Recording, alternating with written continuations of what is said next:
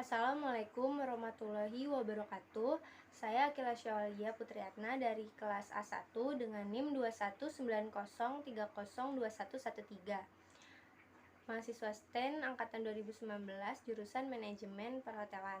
Di video kali ini saya akan mempresentasikan 3 bagian awal dari buku kerja kewirausahaan 2, bergerak dari ide menjadi sebuah usaha.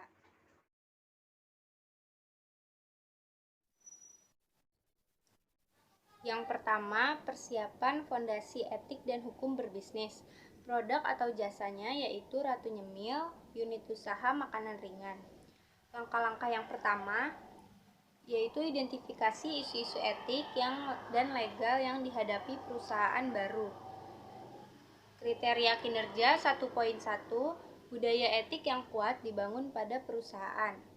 Hasilnya, membangun budaya etik dapat mencakupi yang pertama, lead by example, yang kedua, mengembangkan kode of conduct atau kode etik, lalu menerapkan program pelatihan etik.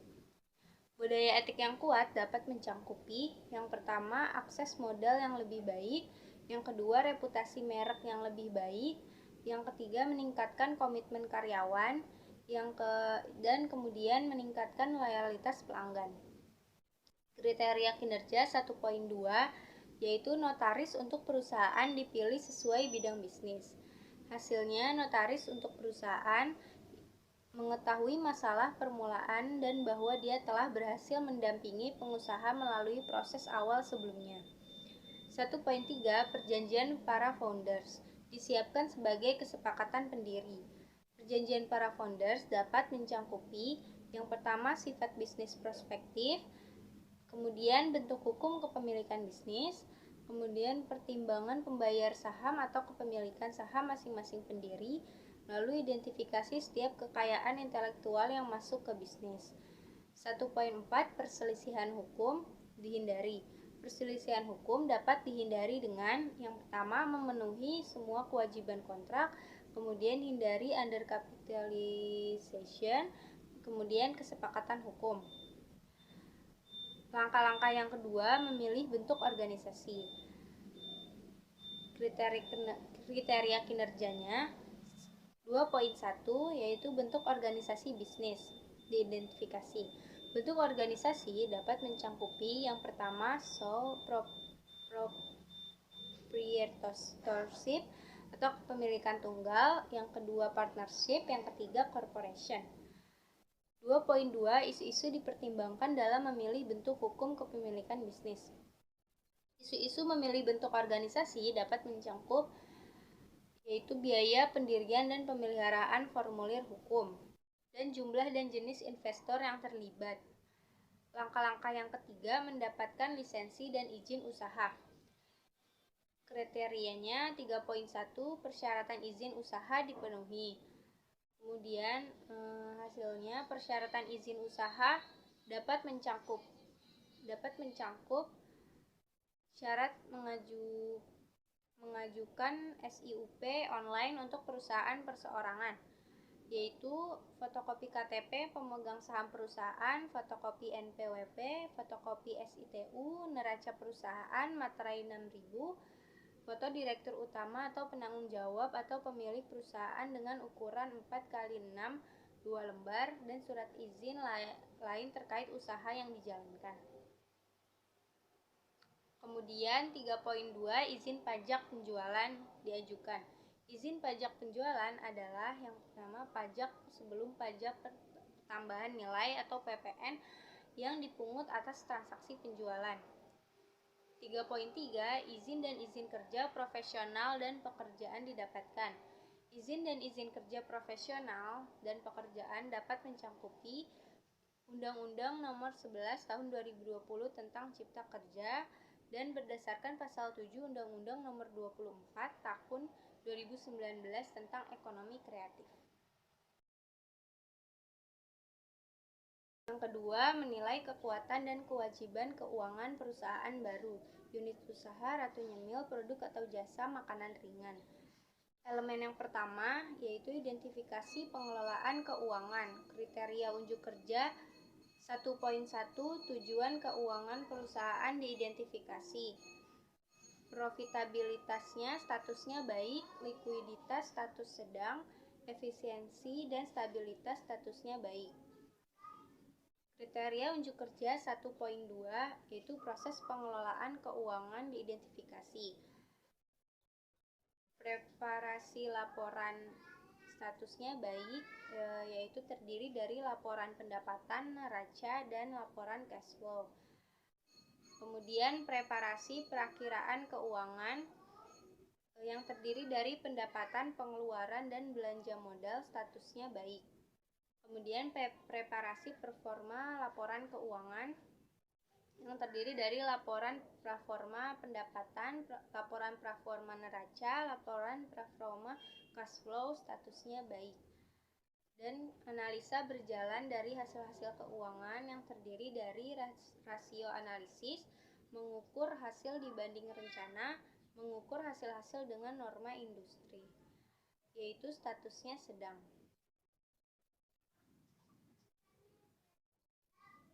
1.3 Laporan historis keuangan diidentifikasi statusnya baik. Kemudian neraca statusnya sedang, laporan cash flow statusnya baik. 1.4 Perakiraan keuangan diidentifikasi, yaitu laporan keuangan historis perusahaan diikuti oleh persiapan perakiraan statusnya baik. Perkiraan penjualan untuk perusahaan baru didasarkan pada perkiraan penjualan dan rata-rata industri yang baik atau pengalaman memulai usaha sejenis statusnya baik. Perkiraan penjualan untuk perusahaan yang ada didasarkan pada 1. Catatan penjualan terdahulu, 2. Kapasitas produksi dan permintaan produk saat ini, dan 3. Faktor apapun yang akan mempengaruhi kapasitas produk dan permintaan produk pada masa depannya. Itu statusnya sedang. Elemen yang kedua yaitu identifikasi pro forma laporan keuangan. Kriteria unjuk kerjanya 2.1 Laporan pro forma diidentifikasi, pro forma laba rugi dan pro forma pendapatan statusnya baik, pro forma neraca statusnya sedang. Pro forma arus kas statusnya baik, dan 2.2 Rasio analisis diidentifikasi. Likuiditasnya statusnya sedang, efisiensi operasi dan profitabilitasnya statusnya baik. Kemudian rekomendasi, toko makan ringan atau snack usaha ini sangat layak untuk dikembangkan karena dari segi nilai kekuatan dan kewajiban keuangan perusahaannya sangat baik dan tentunya usaha di bidang ini banyak diminati untuk semua tipe kalangan. 3. Mengembangkan dan mengelola tim usaha baru. Unit usaha Ratu Nyemil, produk atau jasa makanan ringan. Langkah yang pertama, rencana staffing, kriteria kinerja 1.1, kategori okupasi diidentifikasi sesuai dengan persyaratan bisnis sebagaimana diuraikan dalam rencana bisnis. Hasilnya, lowongan kerja 2 cooker, 1 kasir, dan 1 operator packing. 1.2 Tanggung jawab okupasi diidentifikasi untuk bertanggung jawab sesuai SOP Ratu Nyemil. 1.3 Tugas okupasi diidentifikasi untuk tugas sesuai dengan job desk masing-masing departemen yang sudah ditentukan oleh manajemen. 1.4 Persyaratan okupasi diidentifikasi untuk hasilnya yaitu persyaratan 1 pria atau wanita maksimal umur 23 tahun untuk kasir dan operator packing. Untuk cooker maksimal umur 30 tahun. 2. Pengalaman di bidang yang dipilih minimal 1 tahun. 3. Minimal SMA atau SMK sederajat. Yang keempat sudah vaksin kedua. Yang 5 domisili Jakarta. 1.5 Kebutuhan pelatihan okupasi. Pelatihan yang sudah ditentukan oleh SKKNI untuk cooker dan wajib mengikuti pelatihan 1 minggu untuk melatih kinerja karyawan baru agar memenuhi standar SOP Ratu Nyemil. 1.6 Jumlah tenaga kerja. Jumlah tenaga kerja 11 orang, 4 orang untuk cooker, 3 untuk kasir, 4 untuk operator. Yang 1.7 Perkiraan mulai kerja. Jam kerja 8 jam, shift 1 dari jam 6 sampai jam 2, shift 2 dari jam 2 sampai jam 9 malam. 1.9 Perkiraan durasi kontrak. Kontrak kerjasama 1 tahun jika kinerja yang bagus akan dipertahankan. Rencana staffing. Organisasi atau proyek Ratu Nyemil. Alamat atau lokasi Jalan Anggrek nomor 74 Bumi Sawangan Indah Depok. Total tenaga kerja yang diantisipasi. Kategori okupasi, cooker, bertanggung jawab terhadap kualitas makanan yang akan dijual, baik itu bahan dan cara pembuatannya. Tugasnya membuat snack yang sudah ditentukan oleh Ratu Nyemil, menggunakan fasilitas lainnya secara efisien, dapat menentukan bahan makanan yang layak dan tidak layak, dan mampu membuat inovasi terbaru. Persyaratannya, pria atau wanita, usia maksimal 35 tahun, pengalaman minimal 1 tahun.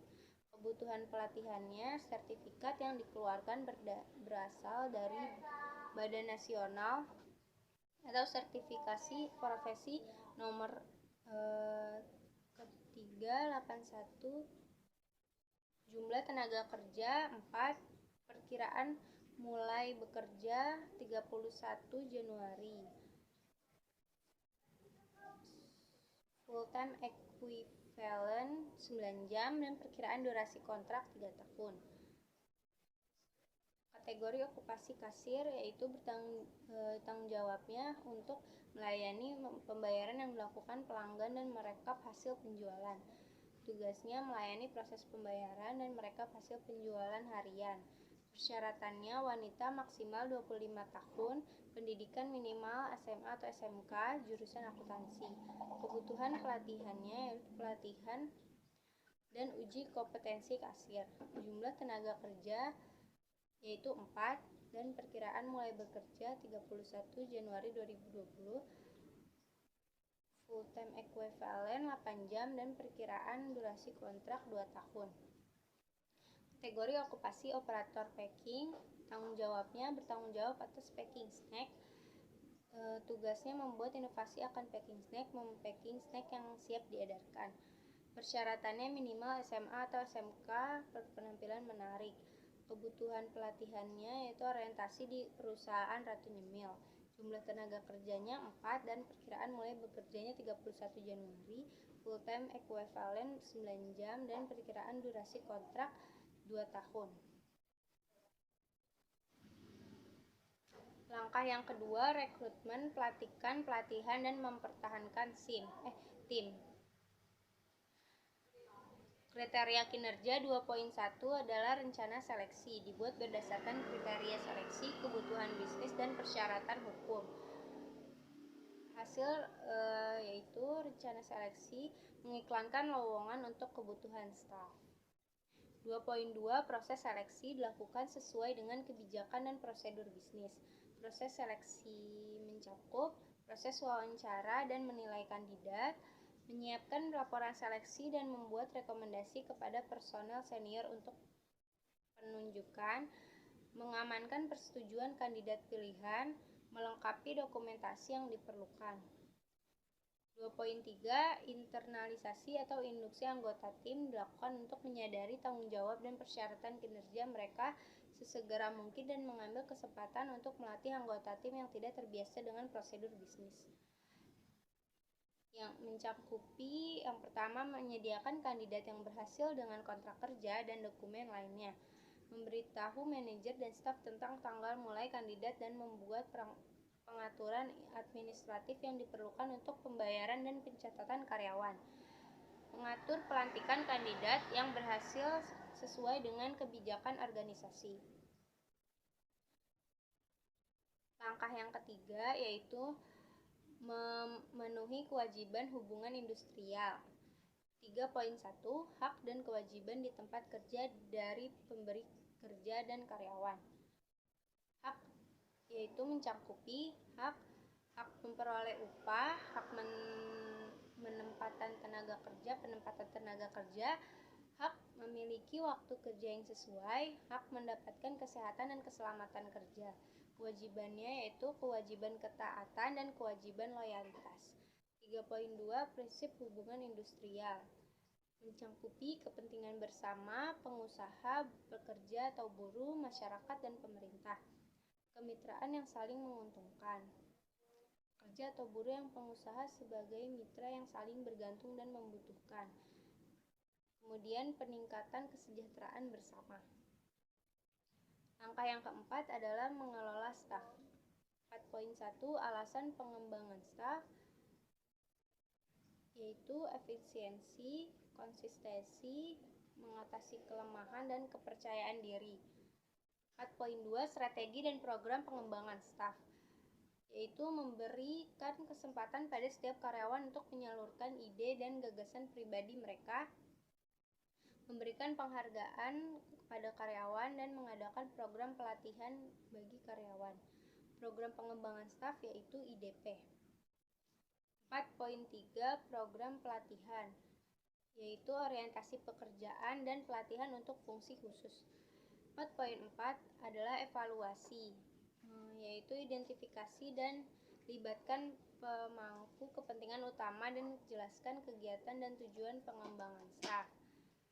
Langkah yang kelima yaitu meninjau kinerja tim. 5.1 Hasil kinerja diidentifikasi kesesuaiannya dengan kinerja bisnis. Hasil kinerjanya yaitu pencapaian tujuan dan sasaran yang telah ditentukan sebelumnya. 5.2 Kompetensi diidentifikasi. Kompetensinya yaitu pengetahuan, keterampilan, dan sikap. 5.3 Tingkat penggantian staf. Tingkat pergantian staf yaitu rendah, kurang dari 15%. 5.4 Kekompakan tim. Kekompakan tim yaitu kolaborasi dan kerjasama. Sekian video presentasi dari saya, kurang lebihnya mohon maaf, semoga bermanfaat. Wassalamualaikum warahmatullahi wabarakatuh.